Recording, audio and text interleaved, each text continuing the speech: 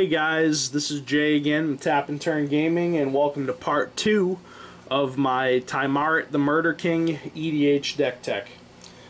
This is the video where I will go into more in-depth discussion of the cards in my deck, why I chose them, and the overall strategy and win condition of this deck. But first up, let's take a look at my commander of this deck, Tymaret the Murder King. He's a 2-cost, 2/2 legendary zombie warrior. He only costs a black and a red to play, so he is a very cheap general. But he has two very potent abilities. His first ability allows you to pay a colorless and a red to sacrifice another creature to have Tymaret the Murder King deal 2 damage to target player. And then his second ability is pay a colorless and a black to sacrifice a creature, return Tymaret from your graveyard to your hand. So he is extremely, I mean you can kill this guy all day, but you can just keep recurring him and recurring him and recurring him from your graveyard over and over and over, granted that you have the mana to use the ability and that you have a creature to sacrifice in play. So generally what I like to do with him is I always just let him hit the graveyard if he does get killed, and then I just sacrifice a creature to get him back to my hand and just cast him for the very low cost of 1 black and 1 red. This deck likes to produce a lot of tokens. It also likes to play a lot of creatures that have effects when they die. You know, because mainly what I like to do is just get a lot of creatures and tokens on the board and just start spamming that first ability where he basically shocks a player by paying 2 and sacrificing a creature. So, like I said, a lot of creatures that generate creature tokens and a lot of creatures in this deck that have effects when they die, that kind of just get extra value out of sacrificing them to Tymaret. So he deals 2 damage, and then the creature that died does something cool for you when it dies. So yeah, that's more or less what Tymaret does.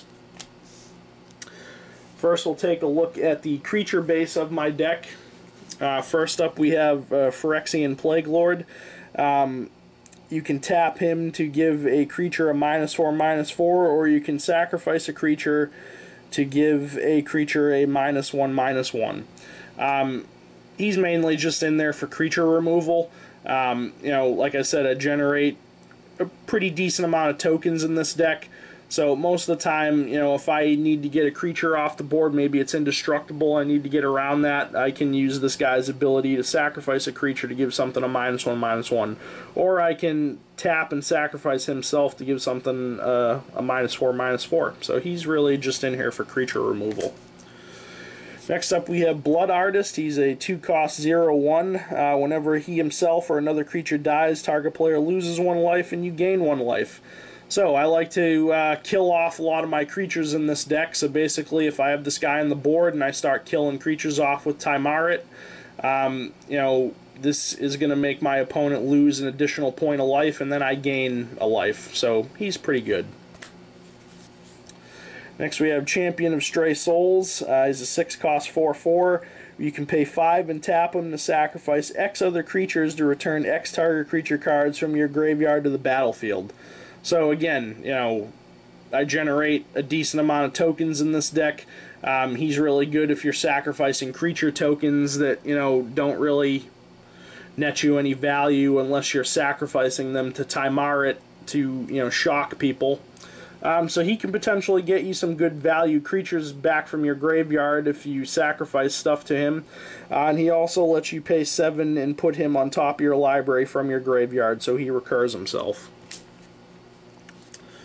Next up we have Rage Thrower. He's a 6-cost 4/2. Whenever another creature dies, Rage Thrower deals 2 damage to target player. He's really, really good. So if I pay 2 on Tymaret and sacrifice a creature to deal 2 damage to them, this guy, if he's on the board, he's going to deal another 2 damage to them because a creature just died. But I mean, even if you don't have Tymaret, this guy's pretty good to have on the board. Every time a creature dies, he's going to shock somebody. So he's pretty good. Next up we have Nether Traitor, 2 cost 1/1 with haste and shadow. Whenever another creature is put into your graveyard from play, you may pay 1 black. If you do, return Nether Traitor from your graveyard to play. He's more or less there just as sacrifice fodder to Tymaret, and then if I have another creature come into play, I can pay a black and just get this back right from my graveyard to play as more sacrifice fodder to Tymaret. Here we have Reassembling Skeleton, kind of the same deal. He's a 2 cost 1/1 where you can pay 2 and return him from your graveyard to the battlefield tapped. So, he's really just there for sacrifice fodder, and then I can easily get him back from the graveyard to the field. The fact that he comes in tapped really doesn't matter. I don't care too much about that. I just care about getting him on the board, tossing him, to my opponent's face with Tymaret, then paying 2, getting him back to do it again. Here we have Lyzolda the Blood Witch. She was actually considered to be my commander for this deck. The reason why I chose Tymaret over her is because Tymaret can recur himself. That's mainly the reason why I picked him. I mean, Lyzolda is no slouch of a creature, though. She's a 3 cost 3/1, where you can pay 2 colorless and sacrifice a creature, and she'll deal 2 damage to target creature or player if the creature you sacrifice was red, and if the creature you sacrifice was black, you get to draw a card. So she's really, really good. I have seen decks led by her. I mean, she's a pretty potent legendary creature. I just, me personally, I just like the fact that Tymaret can recur himself from the graveyard. So that's why I chose him over Lyzolda. But Lyzolda's in the 99 of my deck, and she's a really good fit.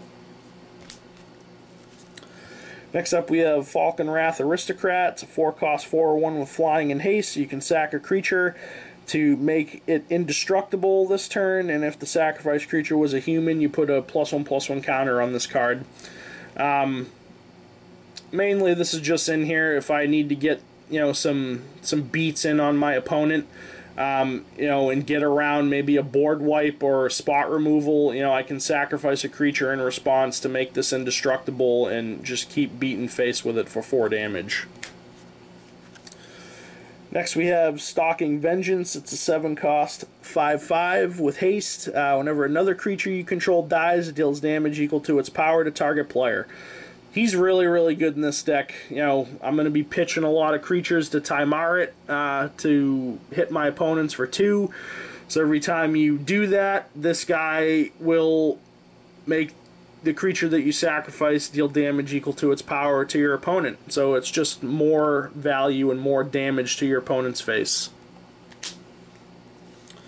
Next we have Kakusho the Evening Star. Everybody knows what this does. When he dies, each opponent loses 5 and you gain that much. So yeah, he's fodder to Tymaret. Sacrifice him, deal 2 damage off of Tymaret, and then everybody loses 5 and then I gain that much. Good fit. Next we have Butcher of Malakir, basically a Grave Pact on a 5/4 flying body. Next we have Zealous Conscripts. It's a 5 cost 3/3 with haste. When it enters the battlefield, gain control of target permanent until end of turn. Untap that permanent, gains haste until end of turn. I really like this card. It says you can gain control of target permanent, so it doesn't necessarily have to be a creature. If your opponent is abusing some sort of maybe enchantment or artifact, or even a planeswalker, you can steal it for a turn. Use it to do whatever mean things you want to do with it, and then they get it back. Or, I do like to snag creatures with this guy and then sacrifice the creature that I just snagged to Tymaret to deal damage. So I really do like this card. It's a pretty good fit for this deck. Next we have Sheoldred Whispering One, 7 cost 6/6 with Swamp Walk. At the beginning of your upkeep, you res a creature from your graveyard. Straight to play, and then at the beginning of each opponent's upkeep, they have to sacrifice a creature. So, free res on your turn, and then each of your opponents loses a creature on their upkeep. Pretty heavily played black card. I would recommend that you play Sheoldred in any deck that you have black in. Next we have Ink Eyes, Servant of Oni, 6 cost 5/4 with Ninjutsu. Basically, for those of you that don't know what ninjutsu is, when you attack with creatures, if any of those creatures go unblocked, you can pay this card's ninjutsu cost and basically swap the creature that went unblocked with this creature before damage is dealt. So you can be very tricky with ninjutsu. But whenever Ink Eyes hits a player, you get to res a creature from their graveyard to your side of the board. So, you know, she's just a constant threat when she's on the board. You know, and if she hits your opponent, you can res one of their creatures, use it for whatever you want, and then pitch it later to Tymaret to deal damage to them.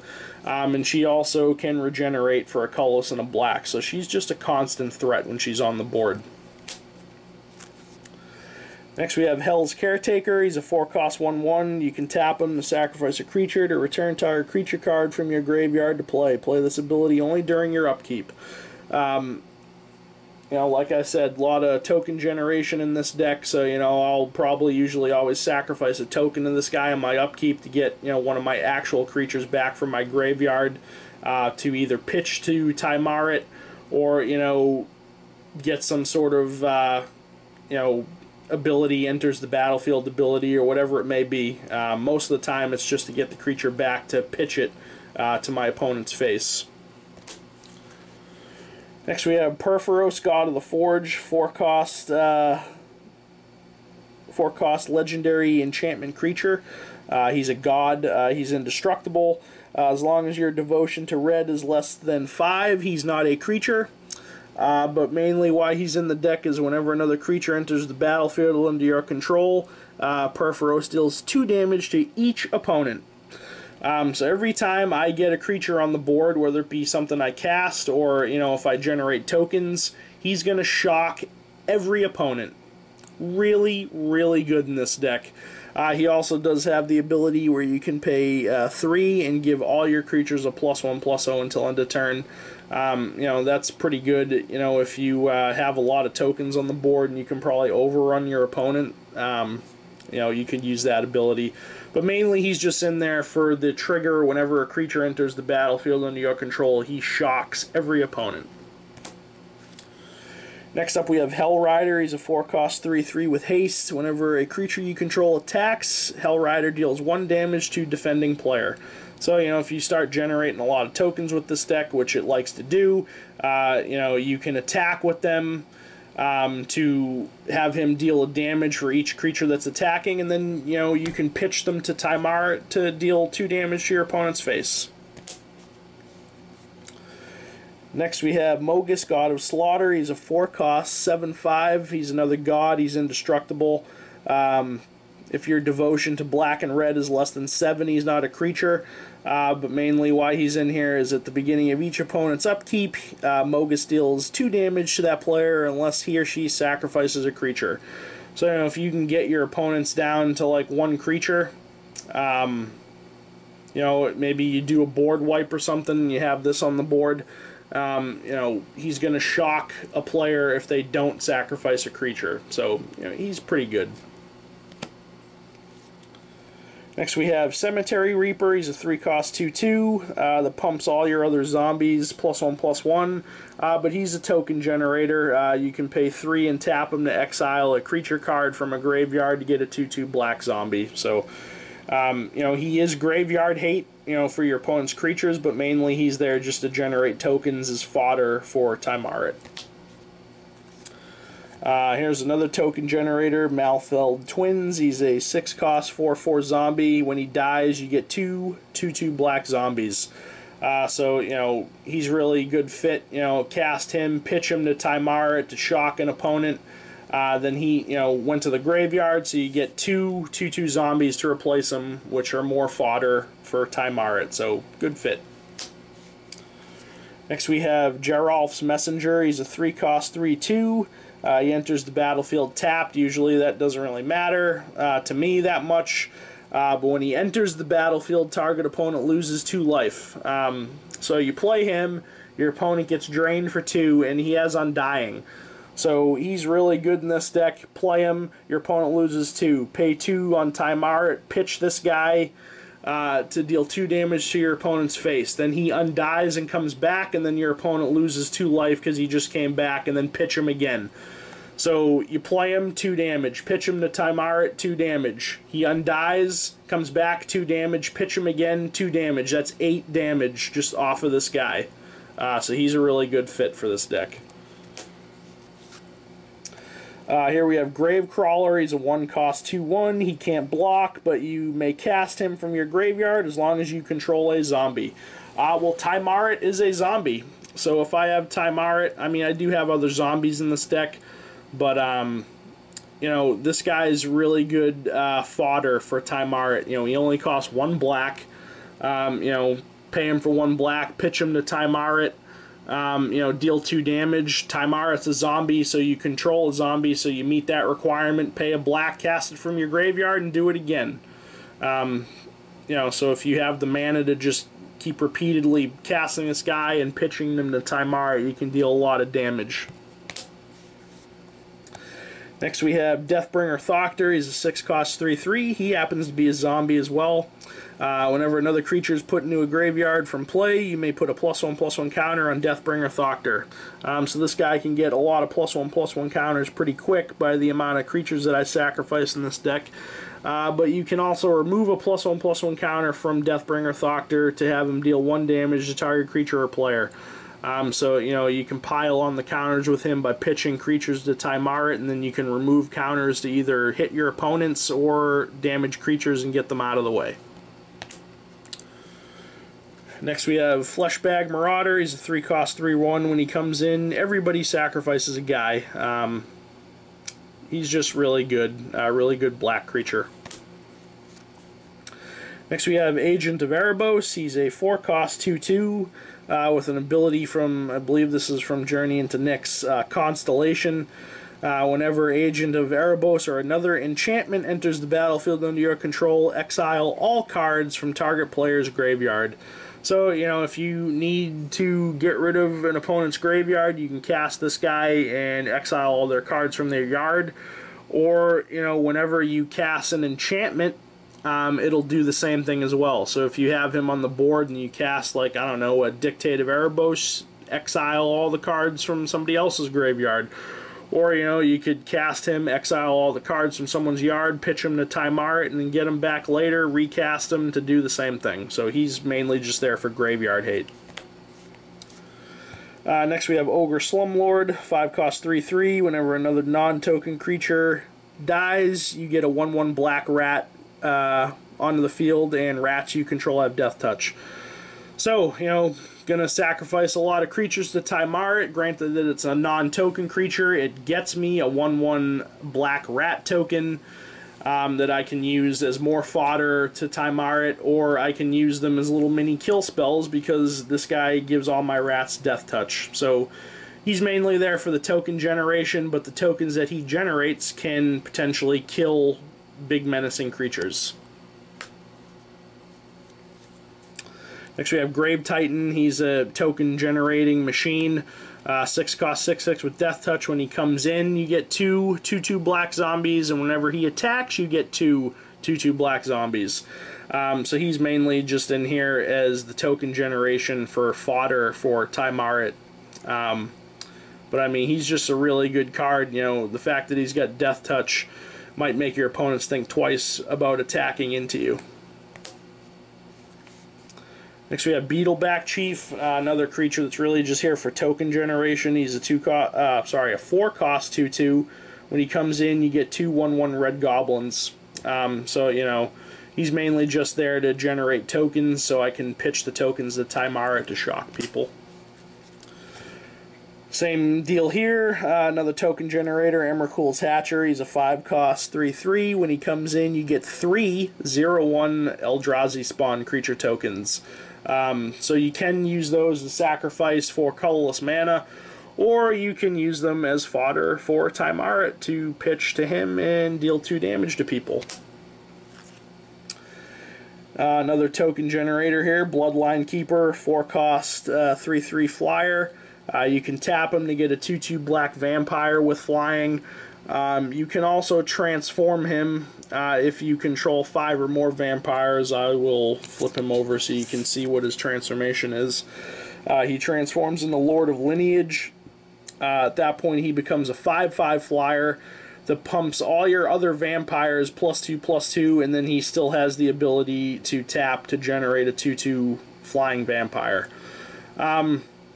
I mean, yeah, I've transformed him before just to get, 4/4 flyers that I generate with him. I mean, that's really good.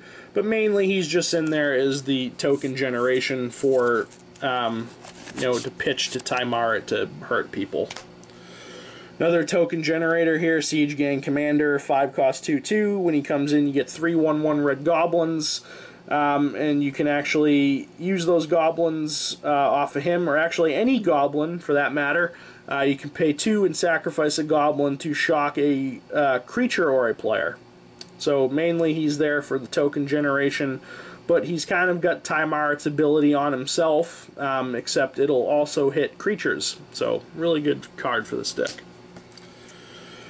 Next we have Pawn of Ulamog, another token generator, 3 cost 2/2. When he himself or another non-token creature you control is put into a graveyard from the battlefield, you get a 0/1 colorless Eldrazi creature token.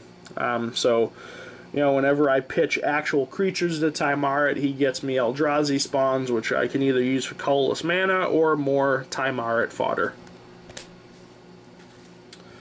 Here's Wormcoil Engine, 6 cost 6/6 with Death Touch and Lifelink. When he dies, you get a 3/3 with Lifelink and a 3/3 with Death Touch. If I need a Death Touch Lifelinker on the board, I might just keep him on the board to deter my opponents, or, keep swinging with him to gain some life and potentially kill some creatures.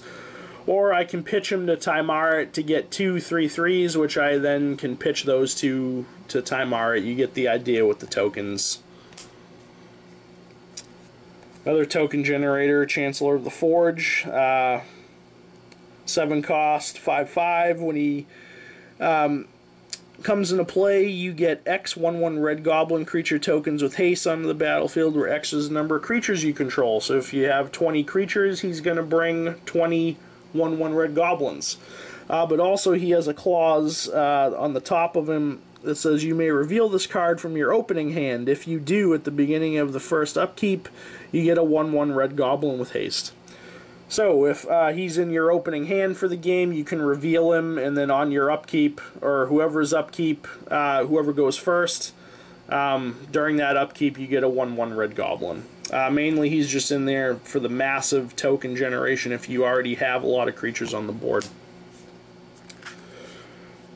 More token generation here with Krenko Mob Boss. He's a 4 cost 3/3. Tap him, put X 1/1 red goblin creature tokens onto the field, where X is the number of goblins you control.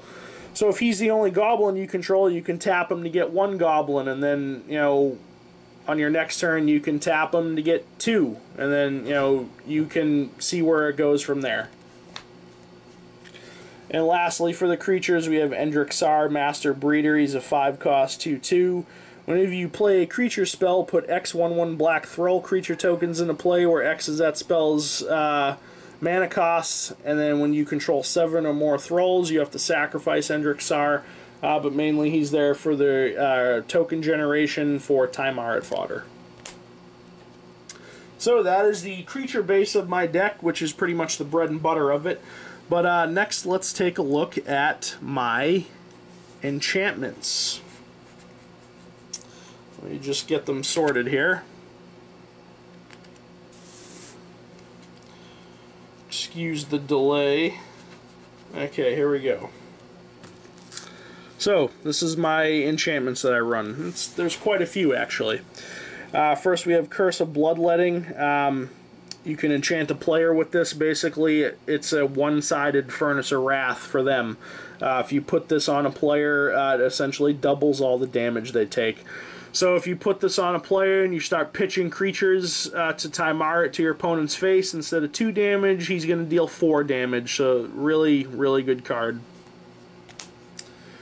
Next we have Vicious Shadows. It's a 7 cost red enchantment. Whenever a creature is put into a graveyard from play, you may have Vicious Shadows deal damage to target player equal to the number of cards in that player's hand. So if I have this on the board and I start sacrificing creatures to Tymaret to deal 2 damage, then I can have this deal damage to a player equal to the number of cards in their hand. So if they have some sort of like, hand size, abuse, and they have a, crap ton of cards in their hand, this enchantment will make it hurt a lot for them every time I lose a creature.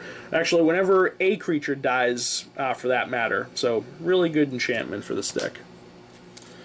Next we got Blood Chief Ascension. It's a 1-cost black enchantment. At the beginning of each end step, if an opponent lost 2 or more life this turn, you may put a quest counter on Blood Chief Ascension.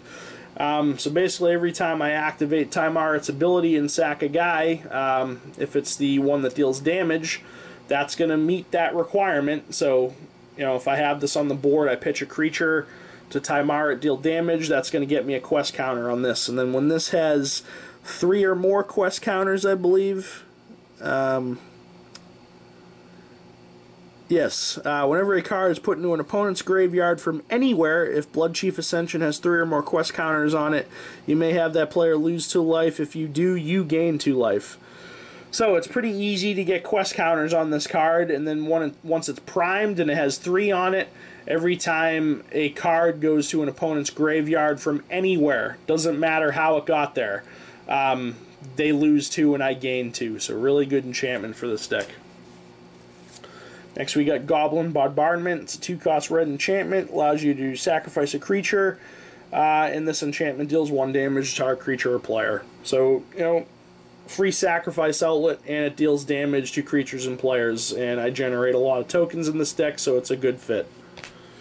Next we got Phyrexian Arena, just, black enchantment that gives you card advantage. Every upkeep you draw an additional card and you lose a life.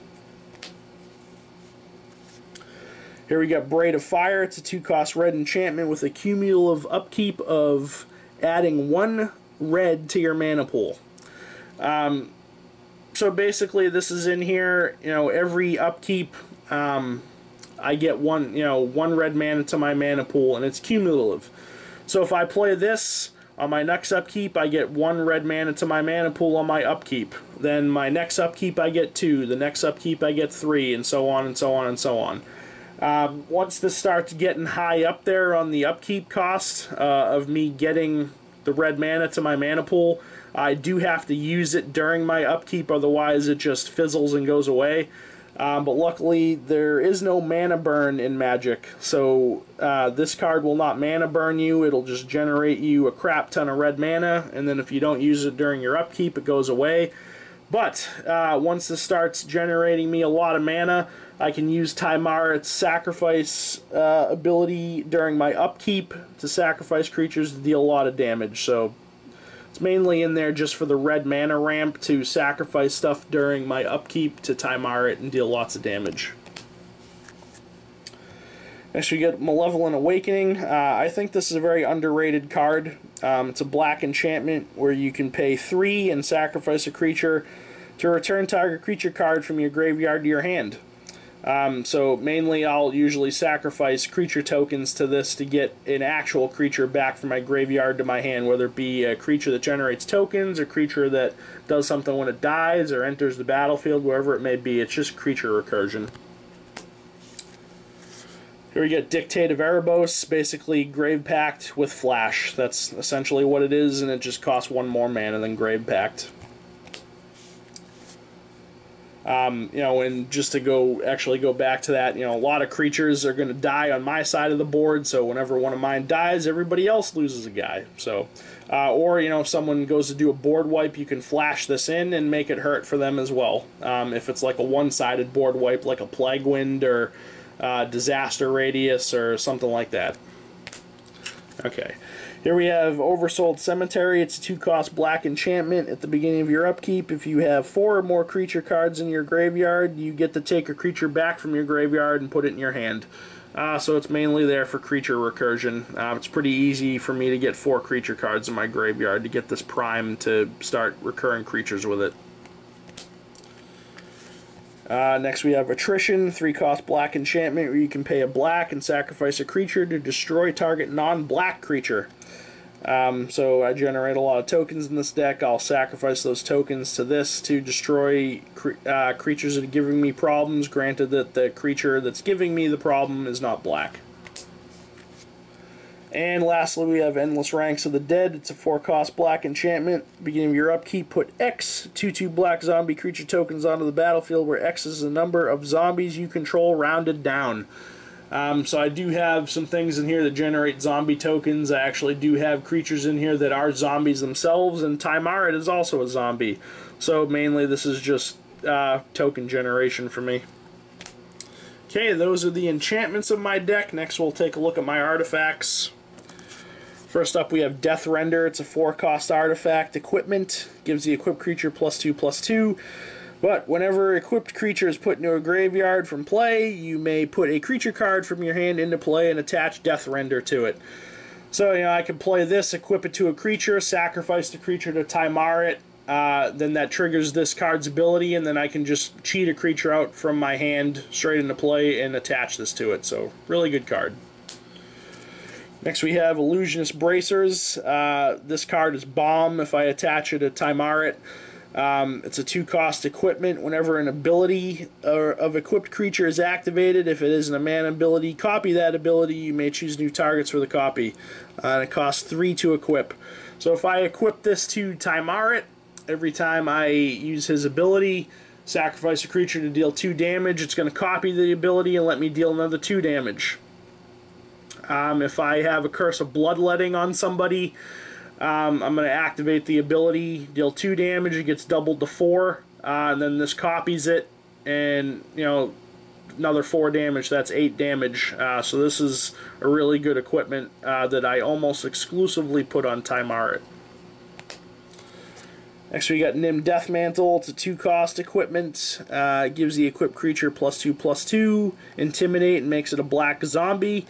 Mainly I don't ever really equip this by paying the equip cost of it to put it on a creature. I mainly just let it sit there because it says whenever a non-token creature is put into your graveyard from the battlefield, you may pay 4 colorless. If you do, return that card to the battlefield and attach Nim Deathmantle to it. So I can sacrifice creatures, the Tymaret. They'll hit the graveyard, I can pay 4, get them right back, and attach this to it, and then sacrifice them again. So, good creature recursion. I think this is a very underrated card. I don't see it played a lot, and I feel like it should. It's pretty solid creature recursion. Next we have Skull of Orm. It's a 3-cost artifact where you can pay 5 and tap it to get an enchantment back from your graveyard to your hand. I do play quite a few enchantments in this deck, so that's mainly why this is in there, to get enchantments back that my opponents destroy. Next we have Gauntlet of Power. It's a 5-cost artifact. When it comes into play, choose a color. Creatures of the chosen color get +1/+1. Then whenever a basic land is tapped for mana of the chosen color, its controller adds 1 mana of that color to his or her mana pool. So usually when I cast this, I'll call red, because Tymaret's ability to actually deal damage is the one that costs red. So this will double all my red mana and give all my red creatures +1/+1, but it also does do it for my opponents as well. But mana doubling is always good, so that's mainly why this is in here. Next we got Skull Clamp. Everybody knows what this does. I generate a lot of 1/1 tokens, so this is really good card advantage for me. I can pay this for 1. I start generating maybe some Goblin tokens with Krenko or Siege Gang Commander or Beetleback Chief or whatever it is. This essentially reads pay 1 colorless and draw 2 cards. Because if you equip this to a creature with 1 toughness, the creature is immediately going to die. And then this says whenever equipped creature is put into a graveyard, draw 2 cards. So basically pay a colorless, draw 2 cards if you attach it to a creature with 1 toughness. Next we got Rings of Brighthearth. It's a 3-cost artifact. Whenever you play an activated ability, if it isn't a mana ability, you may pay 2 colorless. If you do, copy it. I have some creatures in here with activated abilities, but mainly, this will just let me copy Tymaret's ability.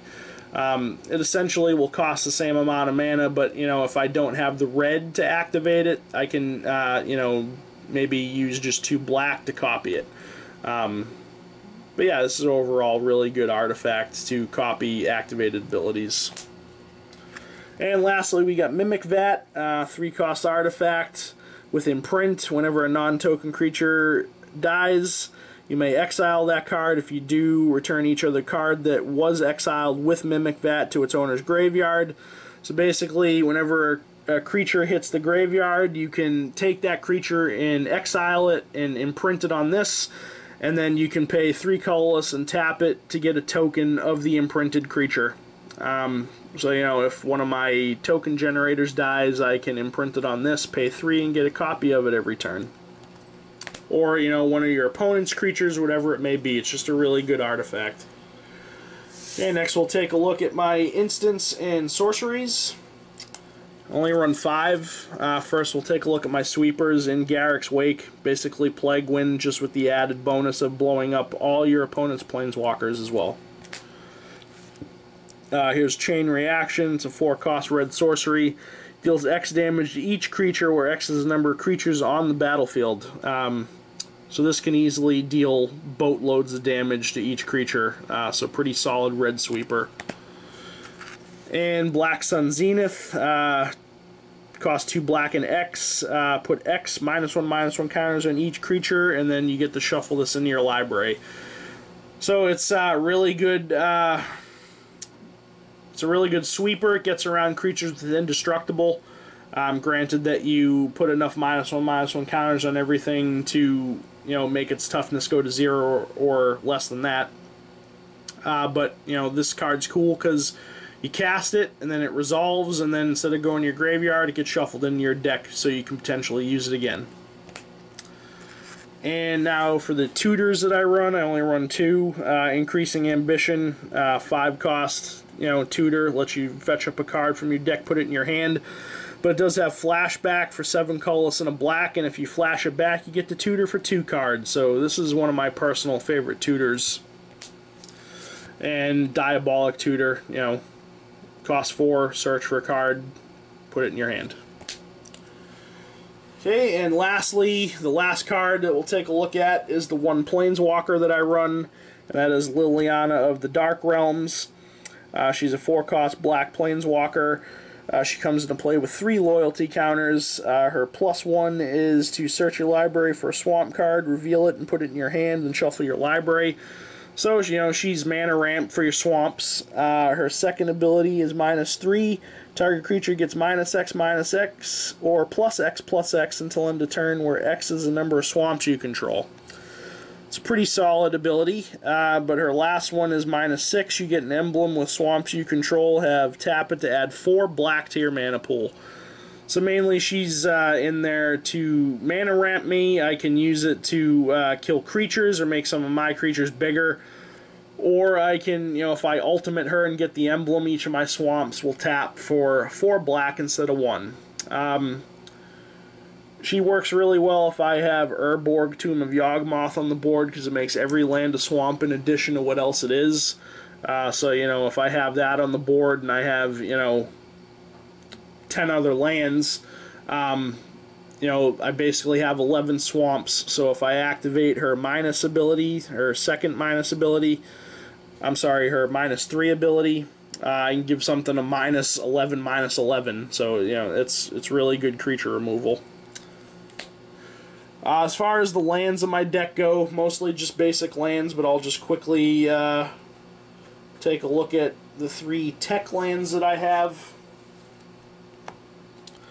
Bojuka Bog, everybody knows what this does. If you're playing black, you should be playing this land. Whenever this comes into play, you exile all cards from somebody's graveyard. So, you know, if you're playing black, play Bojuka Bog. Next we have Nykthos, Shrine to Nyx.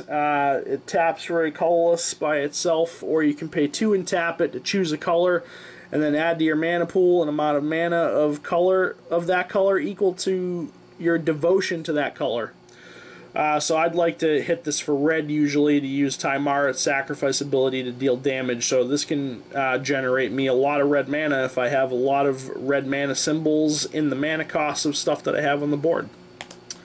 And here's Urborg, Tomb of Yawgmoth, what I was just talking about, that works well with Liliana of the Dark Realms. It makes each land a swamp in addition to its other types. So it'll make all my mountains also swamps. It makes itself a swamp, so it'll tap for black.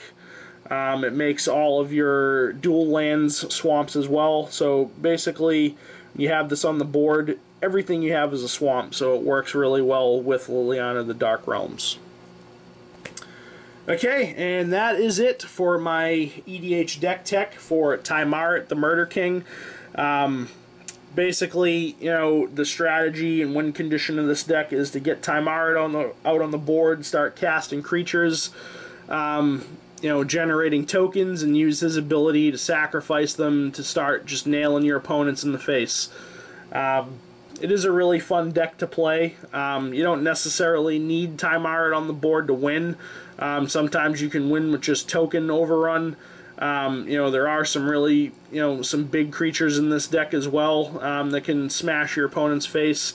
But it's really fun to essentially kamikaze all your creatures to your opponent's face to deal damage to them over and over and over. And murder them, because Tymaret is the king of murder. And it's just really cool that he can recur himself. So, you know, if somebody kills him, I'll generally just let him hit the graveyard and let him sit there, and then I can sacrifice a creature, pay 2 and sacrifice a creature to get him back to my hand, and then pay him for the very cheap cost of a black and a red. So yeah, that is my Tymaret, the Murder King, EDH deck tech. Hope you guys enjoyed the video. Like, comment, subscribe, all that stuff. If you have any suggestions of cards that you would put into this deck, or any, you know, if you have a Tymaret deck, or if you've played against a Tymaret deck, let me know in the comment section. We love to hear you guys' comments and suggestions. We really do. So we really do want you to comment more on our videos, because we just really like to read your comments and suggestions. But yeah, this has been Jay with Tap and Turn Gaming, and this has been my EDH deck tech for Tymaret, the Murder King. Thanks for watching, and we will catch you later.